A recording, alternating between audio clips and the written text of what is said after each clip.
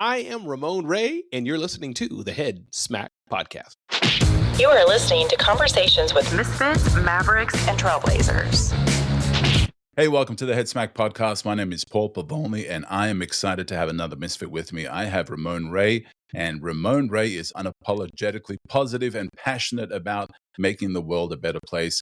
He's started 5 companies, sold 3 of them, and is an in-demand expert in small business success. Ramon is a publisher of zoneofgenius.com, author of The Celebrity CEO, and a popular keynote speaker who has shared the stage with Simon Sinek, Seth Godin, and Gary Vaynerchuk. He's produced over 200 episodes of the USA Today Network show The Rundown with Ramon, interviewed all 5 original Shark Tank sharks, and sat down with President Obama. How you doing, Ramon? You know, Paul, I am blessed. I am well. Glad to talk with you and more importantly, your audience. You know, anytime I get a chance to share with others and I can give insider advice and learn from you, I hope you share with me too. It's a good day. Yeah, so I'm glad to be here, happy and feeling good. Yeah, I'm glad you're on. I've been looking forward to this conversation. We got to meet a couple of weeks ago in Searcy, Arkansas, and so it was great meeting you, seeing you at work, seeing you do your thing, and it was an amazing conference, and it was great to meet you there. And so usually the way I like to start the podcast is just to hear a little bit more about you, hear about your origin story. I like hearing origin stories. I like superheroes, they can see behind me. And so origin stories are always great to hear. And so tell me a little bit about Ramon Ray. You can go as far back as you feel would be necessary. But let's hear your origin story for a little bit. Sure. The origin story, and I think I'll just touch on who I am today. I mean, I'm a work with brands and help them reach small businesses. Some people may call that a influencer marketing. So working with Bitdefender and VeriSign, brands like that who say, hey, Ramon, help us reach small businesses more, be the face of our brand, be the voice of our brand. So I do that. And also at a motivational keynote speakers, you got to see me doing Searcy, Arkansas. Never heard of the place in my life. I knew Arkansas until you and I were together. So that's what I do today, and a mishmash of other things to serve the world and make a better impact on the world.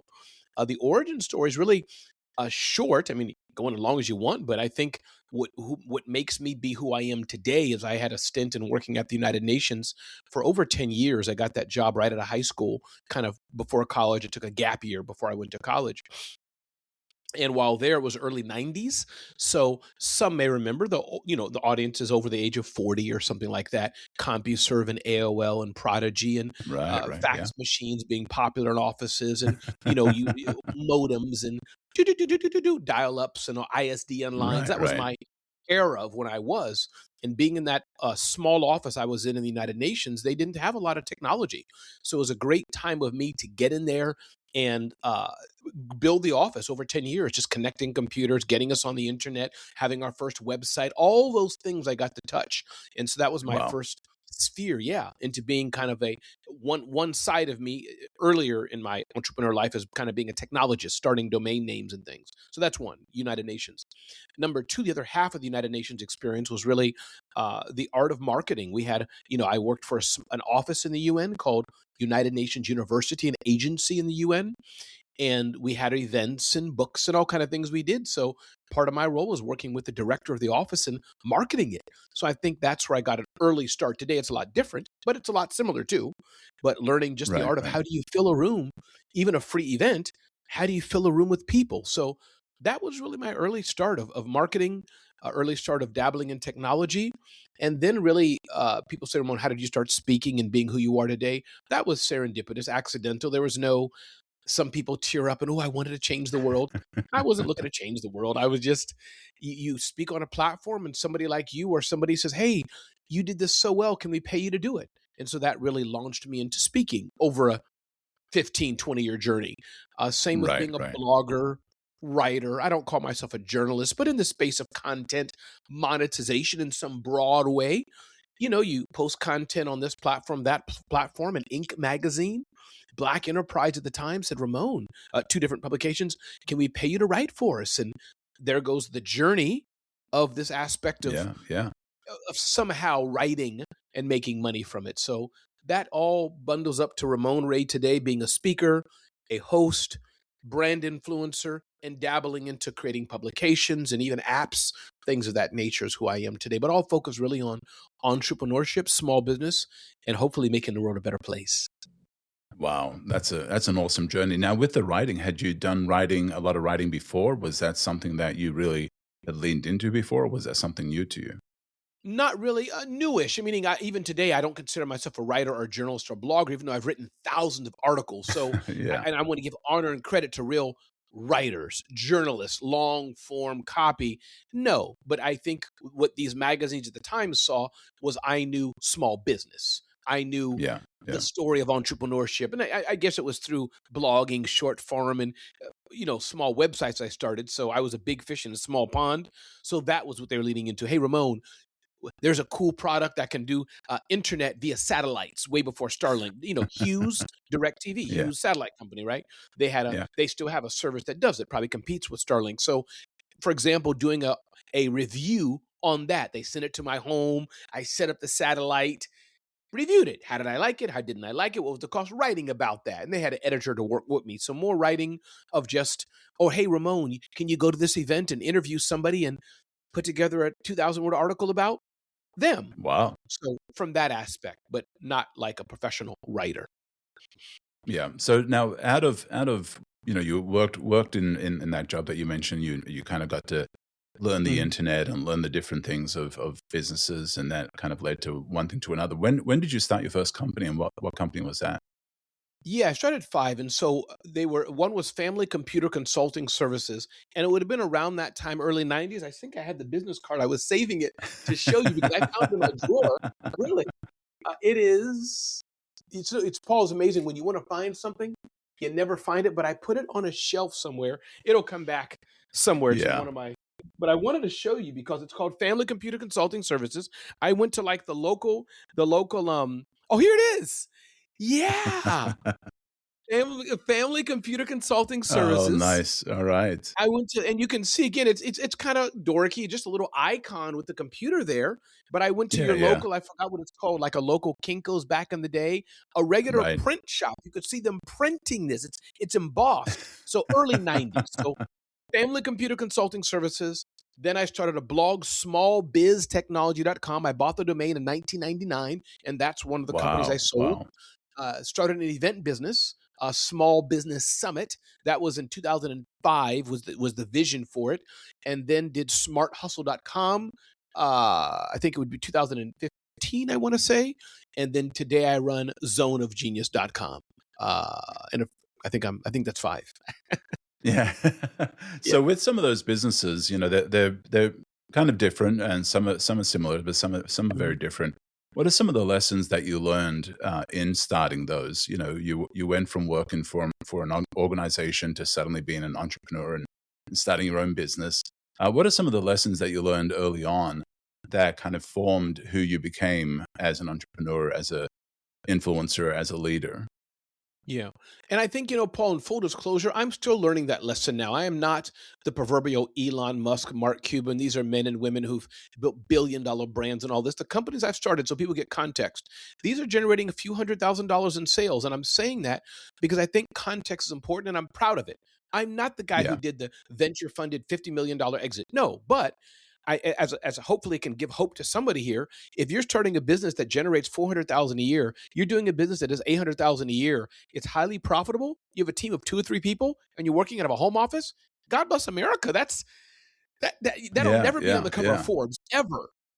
But Right. think about that. How many people can say I've started a $600,000 business and I pay myself and feed my family and give back? So to answer your question, I think the lessons I've learned, and I'm still learning it because many of the first ones I've done were just accidental. They were just to feed my family. It was more hobby, and I didn't have a Right. plan. Right. But I think the biggest lessons learned is that, and this is really about life, Paul. One, build relationships. As you see me Yeah. host at Scale with Stability with our friends JC Height and his wife Karen and the team, that was somebody referring me to JC. So one, embrace and build relationships, even whether you're scaling to a multi-million-dollar company or it's small. Embrace relationships. I think point 3, it's important, Paul, to understand that to embrace failure. And I know we hear this a lot, and I'm not just saying that to be cool, but man, I'm seeing it more and more. failure to the limit of your risk, not stupid failure, but to what you can handle, because that's the Yeah. only journey that you'll get better and better. So embrace failure. Those are two things. I think I could go so much, but two important lessons for me. Yeah, well, and the reason I like to ask that too is, there are business people that might be listening to this and they might be just starting up. There are business people that maybe have just hit six figures, and there's probably people that have hit the millions. And so That's right. I They want can them, hire and me. they're and that's one of the reasons that I like to talk about origin stories and kind of hear about Yes. those lessons, even if it wasn't the multi-million-dollar exit or whatever. Is there's always lessons along the way because somebody is at a different point in their journey. They're starting up, they're in that, they just hit six figures, they hit multiple six figures, and there's lessons I think that you learn all the way along from day one, starting up, just you in your bedroom, at a kitchen table, whatever it is. You learn lessons there. Then the growth happens, and new levels, new devils, right? And so you Yes. start learning new lessons, and you start having new experiences. And so hearing about some of what you've shared, I think, is very helpful because while you might not say, well, I didn't have a multi-million-dollar exit in those businesses, but still there were some lessons that you learned that kind of That's right. prepared you for the next phase of what you were That's doing, right. right?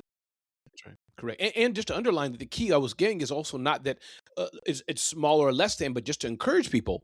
Again, we think of the $1 billion Netflix or Tesla. No, if your business is a $2 million business, which is small compared to so many, but you're highly profitable, you're paying yourself good. Yeah. That's life. You're paying yourself. You're giving back to your community. You're making impact in the world. You'll die a very happy man or happy woman.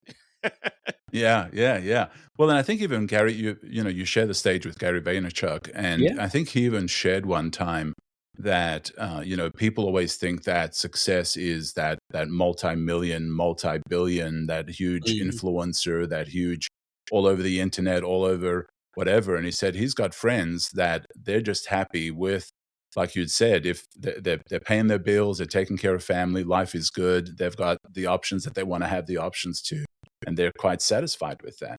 And I think That's right. sometimes we miss that. That you don't.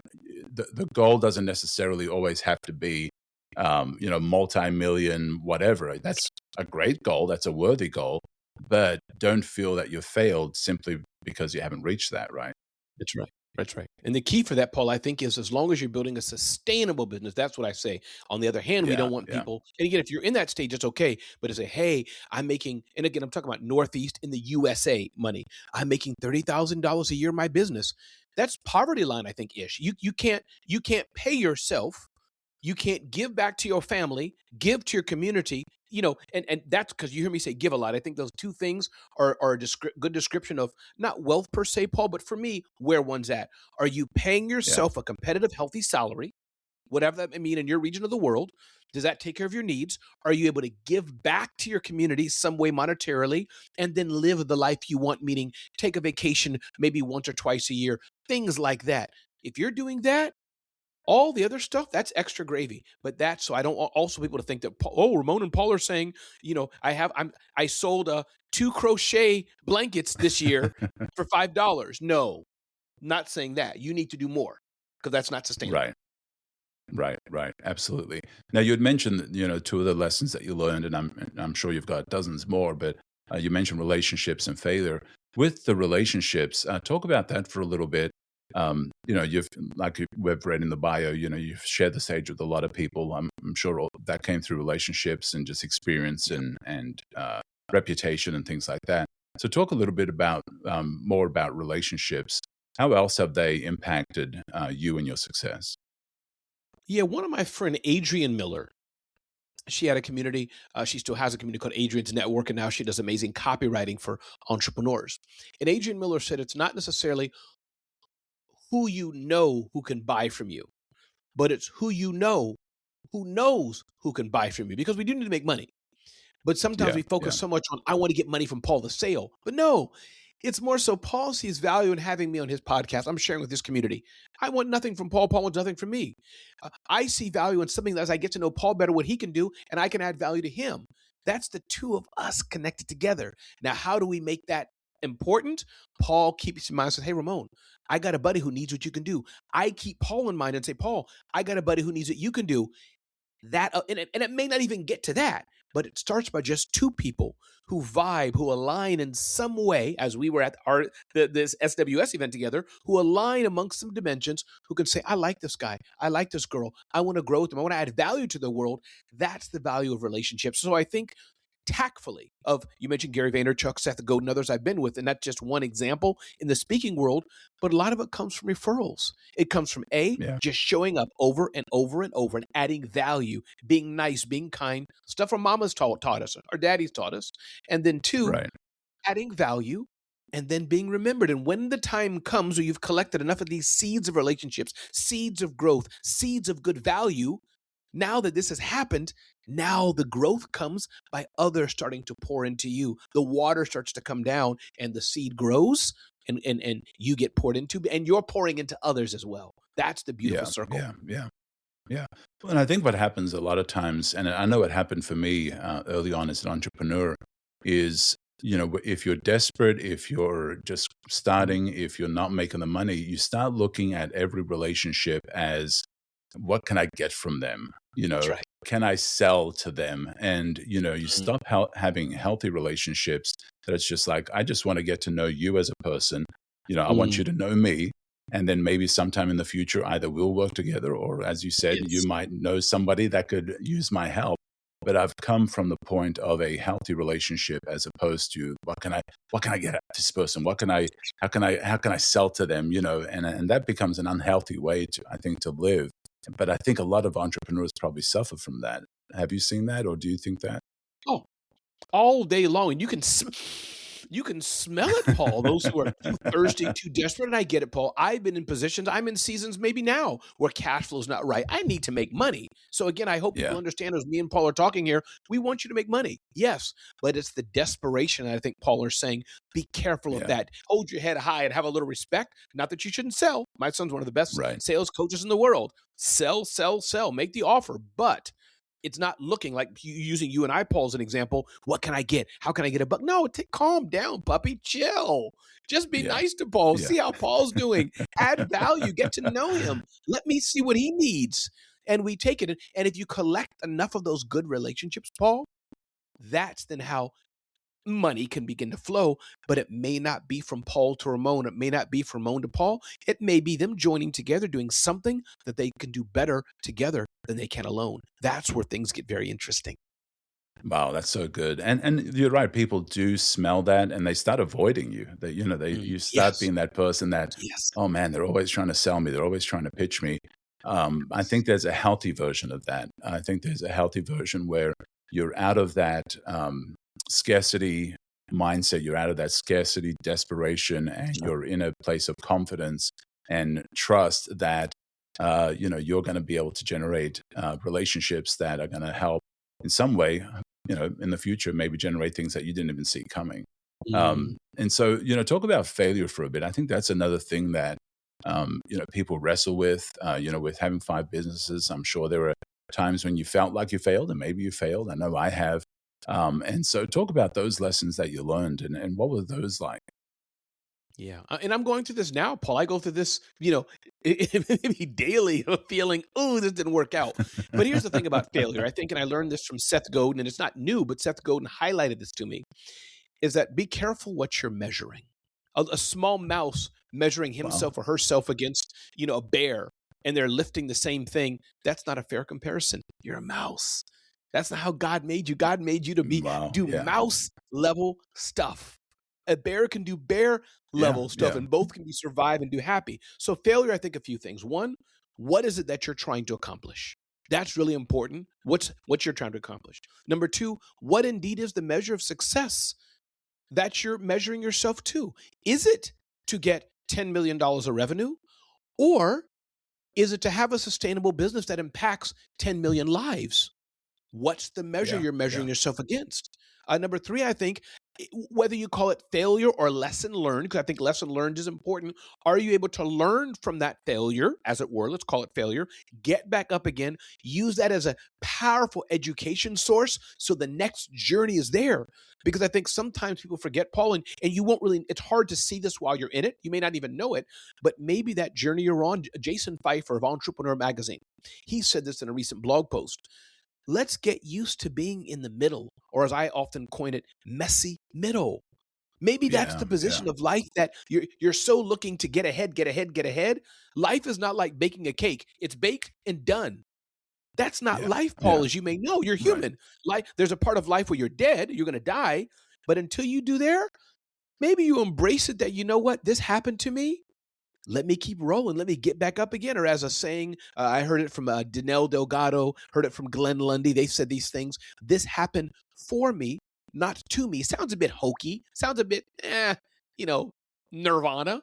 But there's Yeah, something to that. It doesn't mean that we're not sad, Paul. Doesn't mean that we don't get down.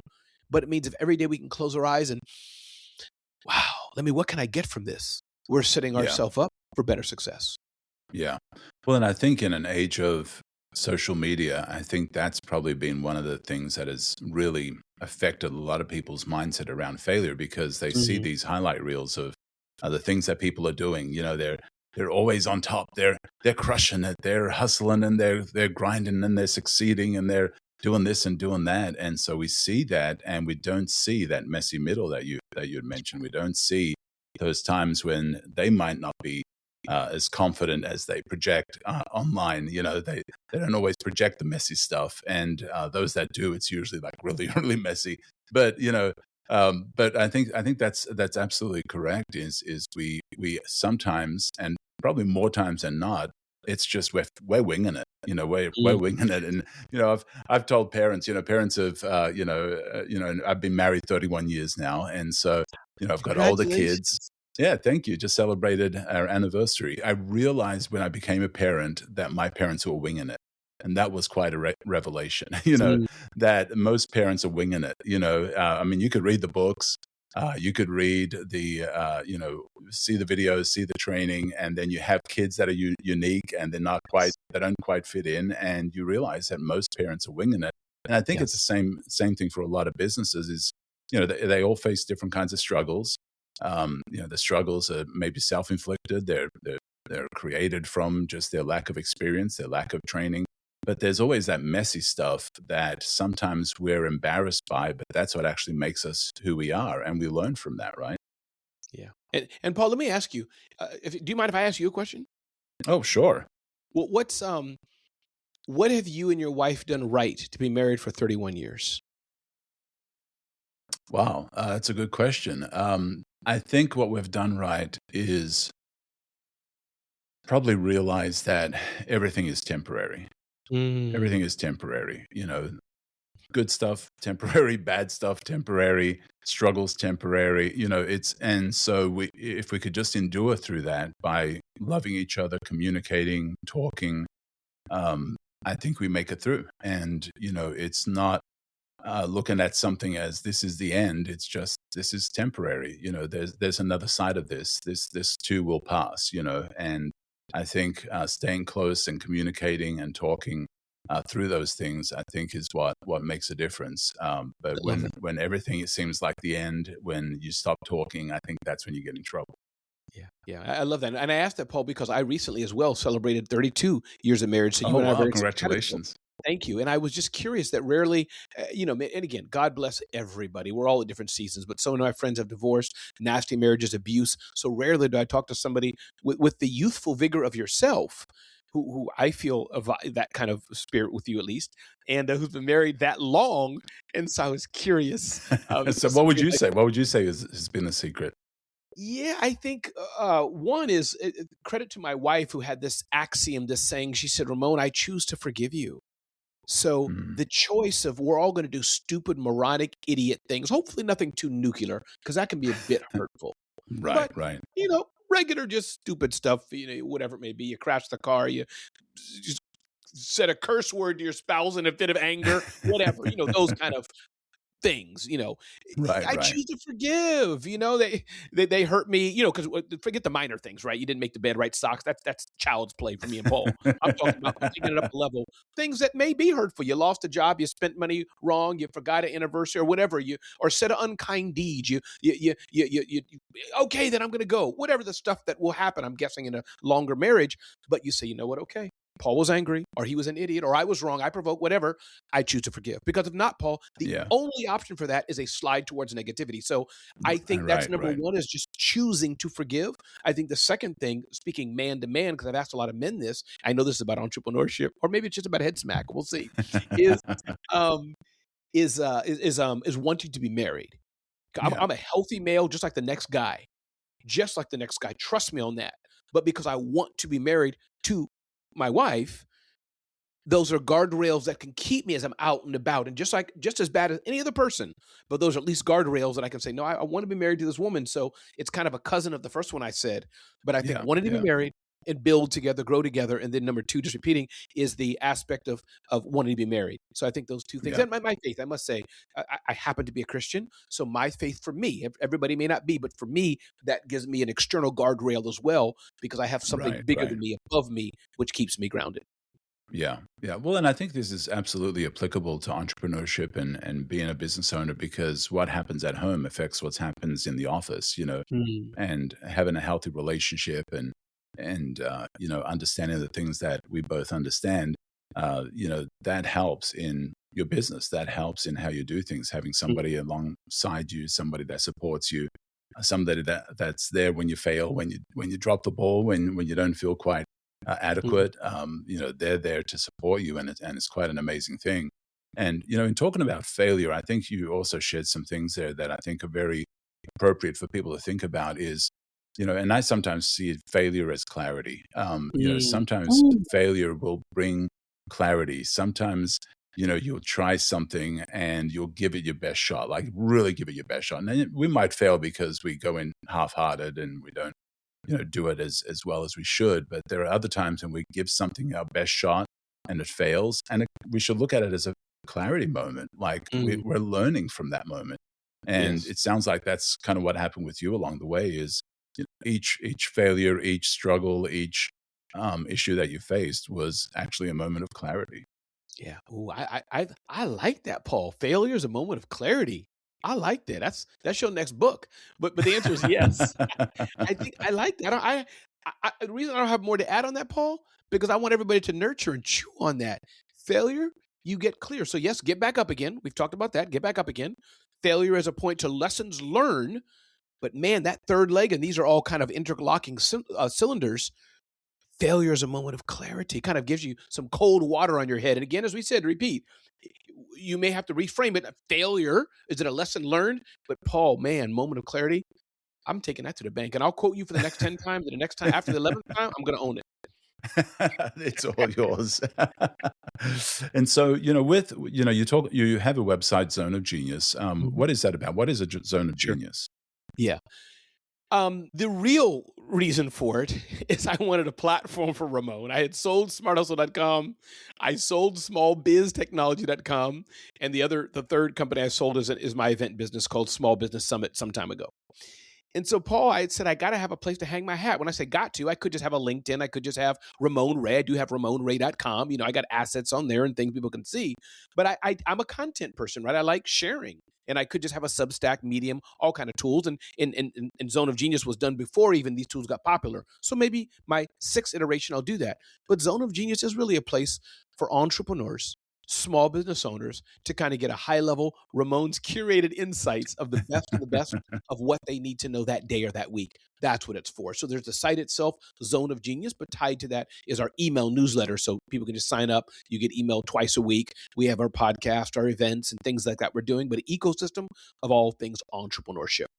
Yeah, awesome. So, we've talked about, failure is clarity. Mm. So when it comes to failure and running a business, there's also resilience in starting a business and things like that. So talk a little bit about that, through those times when it's a little tougher. What does resilience look like? Yeah, resilience is game changingly powerful. And I think resilience, when I think of grit, by Angela Duckworth. She talks about that, the power of grit, Angela Duckworth. And resilience is, you're going to get punched in the face. You're still, metaphorically, you're still willing to go forward and still get punched in the face. But that means you're still going to keep coming, and the punches will get lighter and lighter. You'll absorb them better, and maybe eventually the punches stop, and a better version of yourself is birthed out of that. That may be a clunky example, but resilience is really the gift, the power that you keep on going. You don't stop. You learn from it, and it's grit. It's that grittiness, and hopefully you're not in a season where you always have to have that grit, that hardness. Now, there's always resilience you should have because you never know what's coming. But I think resilience is especially that thing that you need more of it in seasonality. It's like birthing a child, you know what I mean? Being a father of two, right? Is that the pain, you don't want to always be there, but you're ready for it when the times come and you're ready to birth again. So is that helpful for icy resilience? How do you see that, Paul? Well, I love what you kind of mentioned there briefly, and it kind of goes even back to what I talked about even in our marriage is seasons.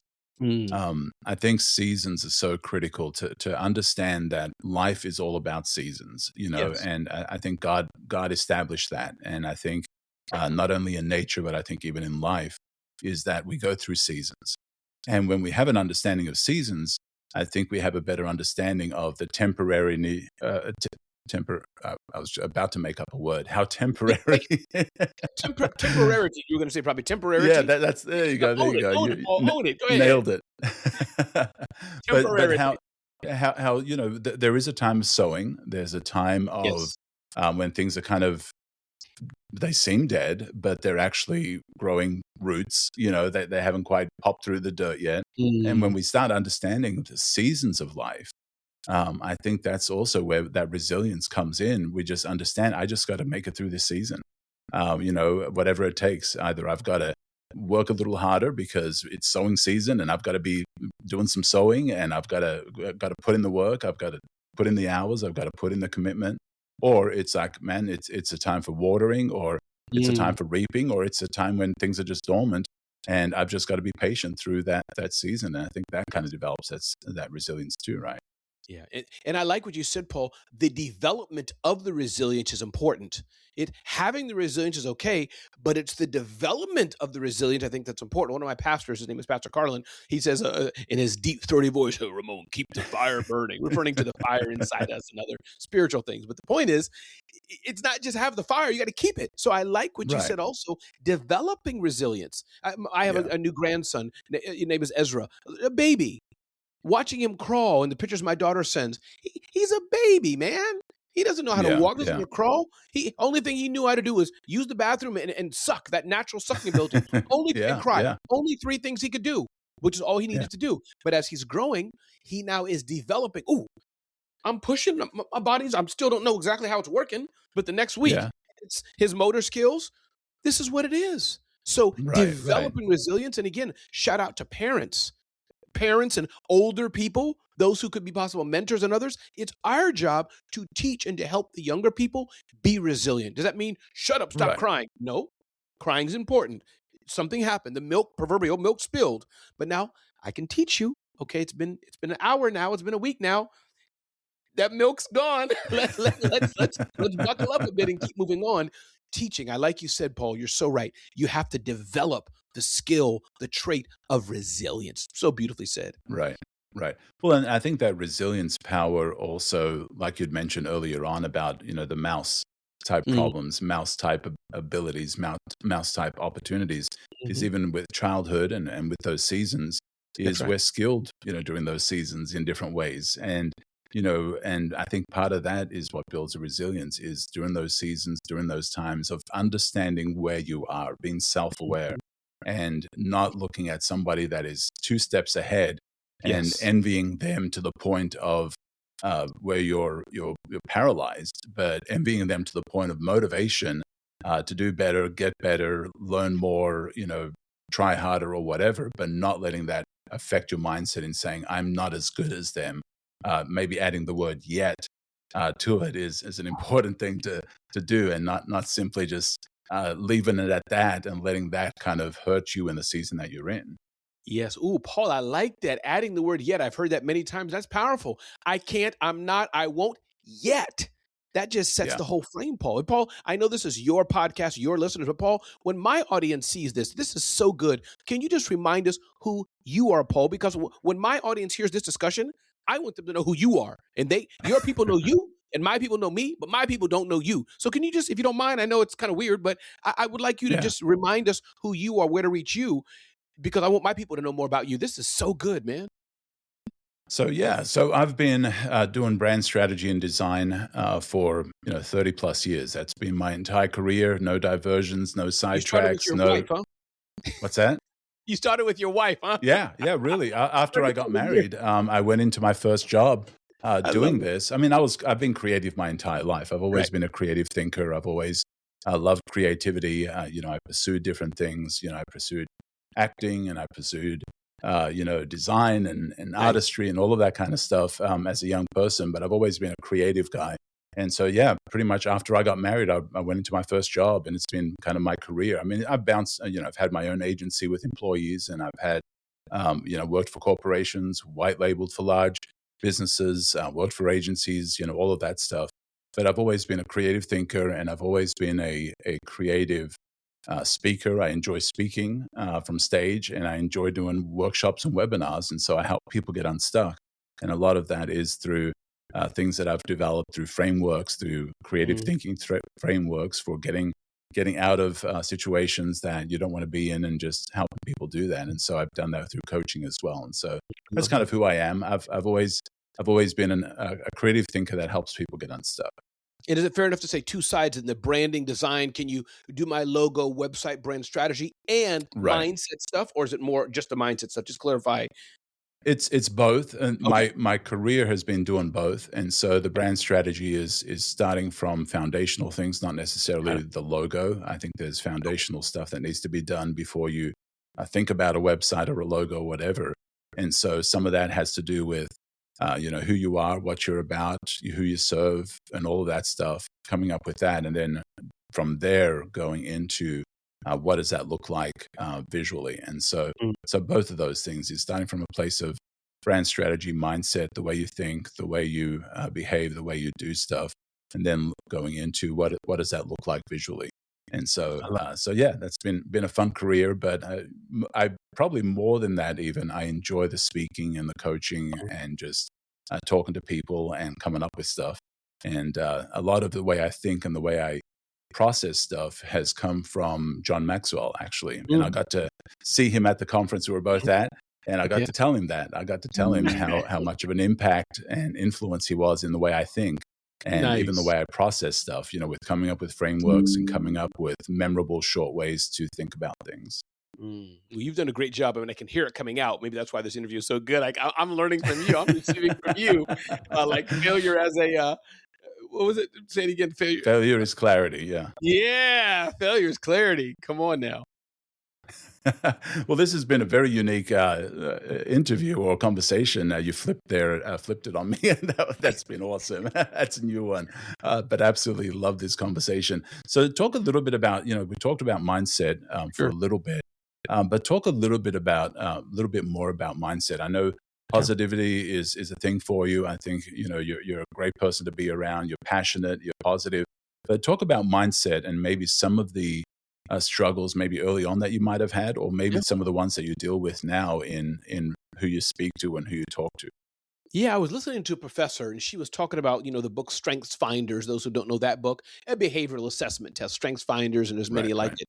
But one of my top strengths is woo, the ability to get people to feel comfortable around me, and kind of a personality person, energy, and all those things. And that doesn't mean I'm a hero per se. I'll take it on Paul's podcast, but that's my Yeah. genius. Some of you may have your genius. The point I'm making, but she said, and as you probably know, Paul, there's a ceiling and there's a basement for all these.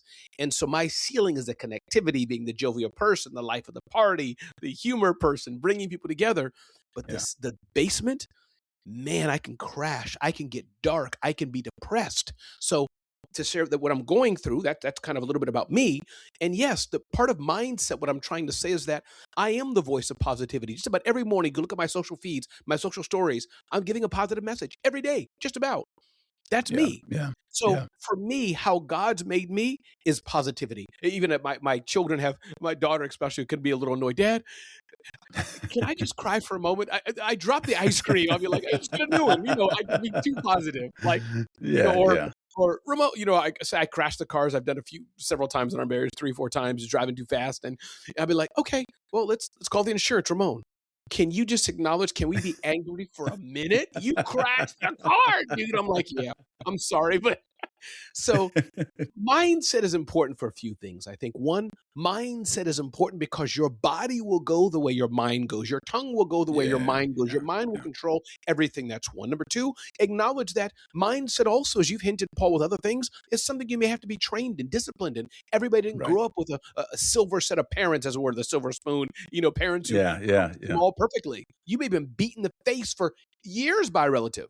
So Yeah. mindset is something we can all learn. Number three, mindset is a choice, something we can choose to do. As I always say, Paul, you can choose to be the thermometer in a room, which sucks all the energy, and you're tuned to other people, the thermometer, or you can choose to be the thermostat in a room. That any room you're in, Yeah. you choose Yeah. to change the temperature. Yeah. So that's That's so part of good. mindset. I think mindset, even Navy SEALs, the high performing athletes, they say it's a mindset game. That's the power of Yeah. mind. Yeah. Yeah. Well, and I think, I wish I was as positive as you all the time. It's amazing. But it sounds like you also drive people nuts with it. I think, Yeah. but I think also understanding, who you are and where your strengths lie and where your abilities lie, and looking at ways to augment that. I think we Mm. all have kind of our defaults, but we can always augment that with training, with mindset training, with behavior training, with perspective training. I think perspective training is Mm. something we Ooh. sometimes miss, is, training our perspective of how we frame things also affects how we actually feel and how we behave in those situations. But one of the things that I've also, and there's a book that I'm a collector of books, so I know what the book's about, but I haven't read it yet. Okay. But it talks about the alter ego, about there's a version of you that you can step into that is an augmented version of you, but is for that situation. So athletes do this. I think Mhm. Beyonce has, is it Sasha Fierce or something like Yep. that? Like she says she steps into this alter ego to be the person she needs to be in Mhm. that moment. And I think we could also look at ways that we might even be able to do that. That augmented self, that realizing that for this moment I need to do this thing, and therefore I will step out of my fear. I will step out of Mhm. my, self, maybe not pride or not confidence or whatever. But I'm going to step into the situation and do what I need to do in that situation, right? And Mm. have you ever sensed that you've seen people do that, where that they have this alter ego that maybe is not them, but it's maybe an augmented them that they use to step into a situation with? And it's the first time I heard this was on the Clubhouse social audio app, birth during COVID. There's a Yeah. community there called Breakfast with Champions, and Michael Zeller. First time I heard this concept of alter ego, never heard it before, but it's a real thing. And I'm sure sometimes, people like us, if I can say it, Paul, do this. We don't always know the names of why we're doing it because we've had some work done in our own lives. So Yeah. I haven't practiced it quite like that, but that's a powerful thing. Yes, because if you're a single dad who has a lot of fears, wondering, can you provide for your kids? Can you spend time with them? Let's say making up to something that, whatever people can relate to, but you Right. put the alter ego on, say, you know what? My alter ego is not the fearful little dad. My alter ego is Paulra, combination of Paul Ramon. My alter ego is Paulra, and I'm a strong dad who's present father who's earning $200,000 a year, and I'm going to get this sale today because I'm confident. And I don't know the full. That's Yeah. how it's done. But that Yeah. kind of thing goes back to mindset, right, Paul? You Right. put that Absolutely. alter ego on, and eventually, I think what happens, it doesn't even become your alter ego or your super hero like you have, but it becomes you. It Yeah. becomes you, and Absolutely. that's where it Love gets that. really powerful. Love that. Love that. Yeah. Yeah. And like you did is actually give it a name. I think is, I am stepping into this role. I am Yes. stepping into this. And I believe that I will be able to achieve the things that I need to achieve in that role. And like you said, you eventually become that. For me, I enjoy speaking from stage. I had a recent speaking opportunity, and on stage, I'm a very different character than when I get off. And for me, I know that when I'm on that stage and I'm presenting, I'm there to help people. I'm there to give them tools. I'm there to provide value. And my fears, I need to put those aside because I need to do the thing that I need to do in that situation. Now, when I get off the stage, I'm way more chill. I'm way more. I'm not the same person that I was. But it kind of goes back to that example that you shared. Is you step into the person and give them a name if you have to, and say, I am stepping into this role now, and I'm going to behave like somebody who is like that would behave. I'm going to think the way somebody like that is going to think. And before long, that actually could even become a part of who you are. I love that. Absolutely love that. I love it. Wow. Whew. So what other, I mean, those are some powerful mindset Yes. flips there. And I think those alone are head smacks that I think could radically change somebody's life is stepping into the person that, what would a person that makes six figures think like? What would they act like? What would they behave like? And stepping into that and even giving them a name, I think is super valuable. What other mindset lessons have you learned along the way, or that you find yourself in your writing? You said, you do a lot of writing on your website that is really resonating with people as well. Yeah. I think surrounding yourself with other people who can also champion and cheer you on, and who you want to be around, who can model the behavior you want to be. It's very hard, Paul, to go alone. It's very hard to be in life in this journey alone. God has not made us that way. So I think the more and more you can say no to the people that drag you down, more and more to the people who are toxic, say no more and more to the people who are just not good for your soul, for your spirit, even for your body. If you're trying to diet or eat better, people who are slurping soda and Coca-Cola, they can be around them, but maybe be around them when they're asleep. But the more and more you can be around people, and be around them via reading the books, be around them via listening to the podcast, be around them listening to their messages, but even be around them physically, be around them as friends. The more and more you can do that, the better off you'll be. That's how you have a strong mindset. People who play cards, who do they hang out with on the weekends? People who play cards, people who bowl at the highest level. Do they hang around golfers? No, they hang around people who bowl on the weekend. Who do Eagles fly with? Eagles fly with eagle. So who Ramon and Paul need to hang out with? People who vibrate, that word, people who gel at gym at the level me and Paul are at and where we're going. This doesn't mean, Aunt Betty comes home and she's a hot mess means Paul's to kick her out. No, but Paul can breathe and be like, Aunt Bertha's coming. Let me just prepare for her. She's family. But that does mean if Ramon's not good for Paul, Paul can limit Ramon or say, hey, Ramon, listen, we just talked yesterday, Ramon. Let's talk again next month, briefly. Yeah. And I love that. And I think it's a matter of being insulated, not isolated, right? Yes. You can get around people that, maybe are not the ideal people that you want to be around, but just in those times, develop, insulation, ways to protect yourself from their influence. But isolation is very unhealthy because you're not around the type of people that could actually help you up level your game, that could inspire you and drive you and push you and question you and maybe push back. And, if you say something dumb, they'll tell you it's how dumb it is, and so I think that's super good. That's so valuable. Any other mindsets? What are some other things that you've seen people also need to battle? Yeah, I think John Acuff, and it's funny, Paul, I'm sure you've gone through this. When you're looking for the book that you reference all the time, you can only find the book after the moment you need it comes to life. Only after.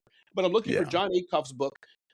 It's about sound tracks, changing the sound tracks in your mind. Can't find it now. It's up here on the shelf somewhere, but maybe I gave it away. But the point is a book called Soundtracks, John Acuff, Jonacuff, maybe. I know you know it, but for your audience. Yeah, John Acuff, absolutely love him. Yeah.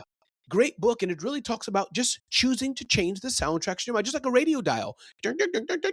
Hello, WCBS News Radio 88. There, it's clear. So choosing to change how you think, choosing to change how your mind thinks, choosing to change what you're thinking I choose, and understanding also how you got it that way.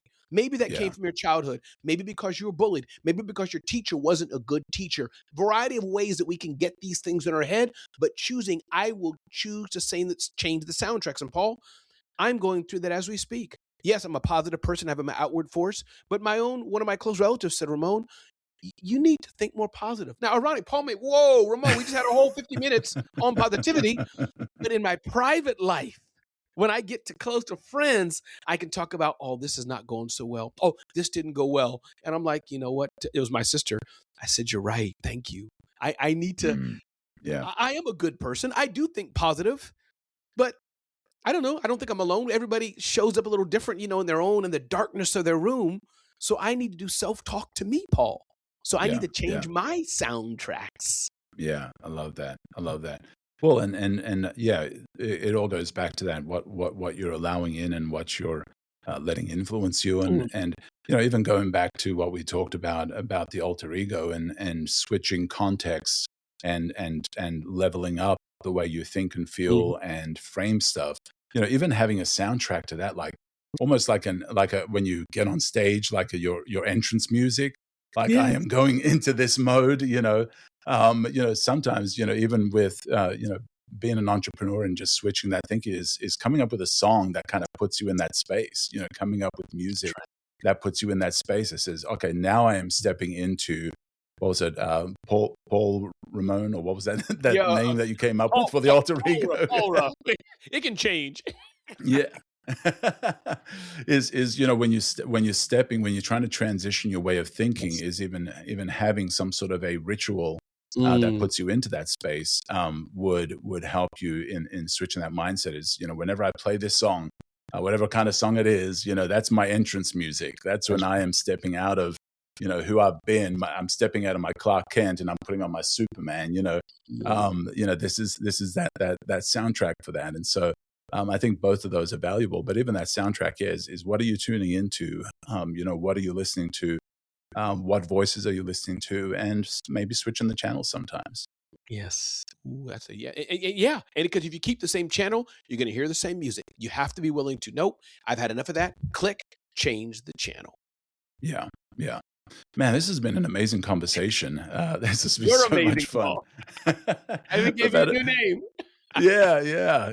A couple of flips there, a couple of unexpected turns there, but absolutely fun conversation. So if people want to learn more about you, what's the best way to get a hold of you? Sure. A few things I'll say, but probably the flagship site we have is zoneofgenius.com, zoneofgenius.com. That's one. Also, people can get to know me better. I have so many things I offer, but ramonray.com, ramonray.com. And I will mention one more resource, a free app I just created, Paul, my first app. All never right, had all an app right. before.